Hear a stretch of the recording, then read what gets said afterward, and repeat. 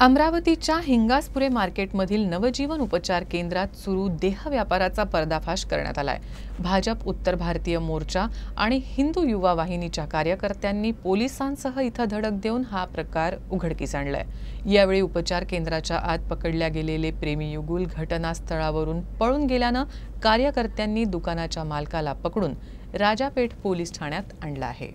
मोहन कोठार असं अटकेतील आरोपीचं नाव आहे। मोहन कोठार यांनी हिंगासपुरे कॉम्प्लेक्समधील नवजीवन उपचार केंद्राचा फलक असलेले दुकान 5,000 रुपये महिन्यांनी भाड्याने घेतलंय।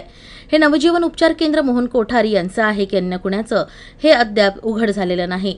दरम्यान मोहन कोठार हे त्या दुकानामध्ये देह विक्रीचा व्यवसाय करायचे। इथं दररोज ग्राहक यायचे। प्रेमी युगुलांना देखील पैसे देऊन ते जागा उपलब्ध करून द्यायचे, अशी माहिती भाजप उत्तर भारतीय मोर्चा तसंच हिंदू युवा वाहिनीच्या कार्यकर्त्यांना मिळाली। यामुळे त्यांनी पोलिसांसह इथे धाड घातली।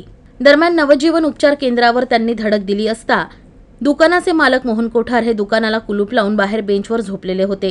कार्यकर्त्यांनी त्यांना उठवून दुकान उघडायला लावलं, मात्र ते त्यास तयार नव्हते। दरम्यान बळजबरीनं त्यांना हे दुकान उघडण्यास भाग पाडलं। यावेळी केंद्रातील आतील केबिनमध्ये एक प्रेमी युगल घाईघाईनं कपडे घालतानाही आढळलं, मात्र प्रेमी युगल कार्यकर्त्यांच्या तावडीतून पळून गेलं। यामुळे कार्यकर्त्यांनी मोहन कोठार यांना पकडून राजापेठ पोलीस ठाण्यात नेलं। सध्या पोलीस कारवाई करतायत।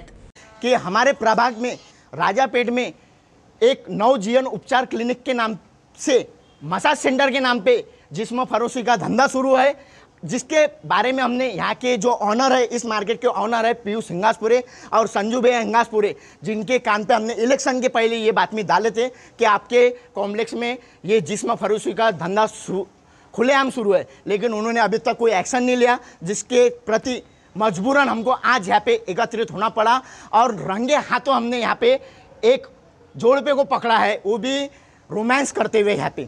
उसके बाद में और एक बात बताना चाहूँगा मैं आपको, जब इस दुकान का मालक नीचे खड़ा था, इस दुकान को शटर लॉक था, हमने उसको लॉक खोलने लगाए और लॉक खोलते बरोबर यहाँ पर एक लड़का और एक लड़की अंदर रंग रलियां मना रहे थे और उसका मालक का कहना है कि मैंने उनको अंदर आराम करने के लिए भेजा था बोलते।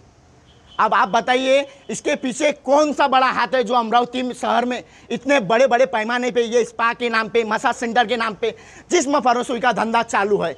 इसके पीछे का मुख्य नेता कौन है जिसकी साजिश यहाँ पे खुलेआम शुरू है।